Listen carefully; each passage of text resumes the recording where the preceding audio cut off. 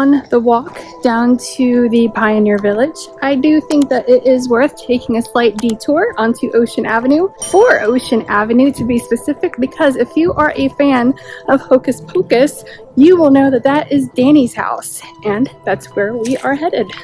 Walking on Ocean Avenue, you will notice a variety of very historic houses, and they are very well kept and preserved, and my god, stinking adorable. I've seen houses dating back to 1889 and even prior to that. So if you have a good love of architecture, you'll have a deep appreciation for the old houses on Ocean Avenue. It is at the very end. You know, it is Halloween weekend, so I know there's a lot of photos here, but it is very important to be very respectful of the residents here at 4 Ocean Avenue. It is owned by private people now, so here it is. Walking distance from 4 Ocean Avenue is the Pioneer Village.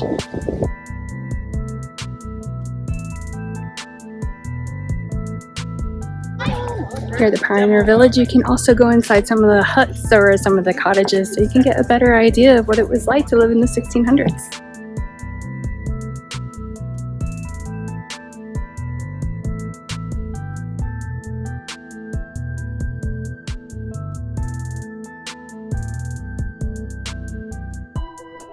Also a very popular location if you are still a fan of Hocus Pocus. In addition to seeing Dani's house at Pioneer Village, the cottage where olfactory Binks used to live is actually right behind me. Just another stop on your Hocus Pocus list right there. Just know that if you do come to the Pioneer Village, to check their website first, because they have very strange hours.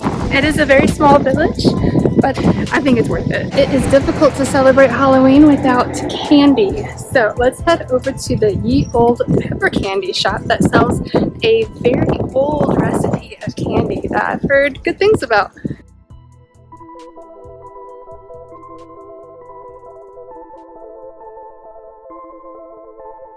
I got the Gibraltars and the Blackjacks, which are some very, very old recipes to my understanding. So I'm looking forward to trying those out. To add to my many steps today, I'm headed over to the House of the Seven Gables, which is only about 450 feet away from the Ye Olde pepper candy store. That's where we're gonna head next.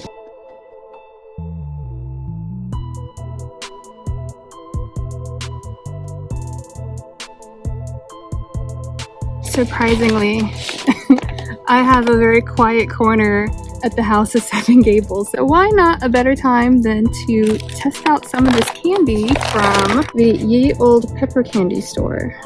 Gibraltars, one of their oldest recipes.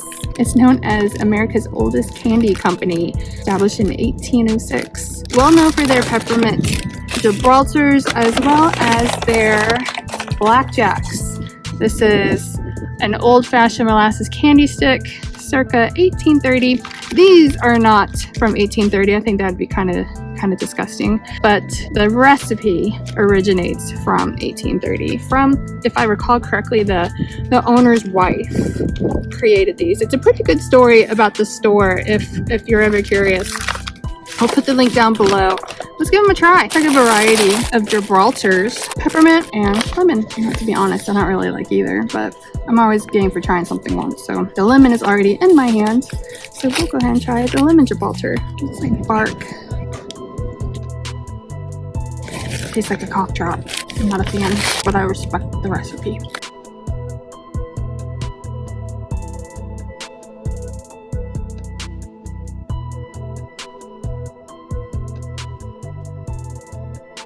After the witch house, I highly recommend that you hit up the Ropes Mansion, which is right there behind me.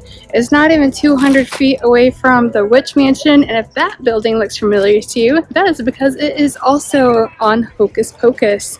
That is Alice's house. You can definitely check out the outside if you don't have a reservation, and it's 2 buildings over from the famous witch house. Highly recommend, easy to knock out both at the same time.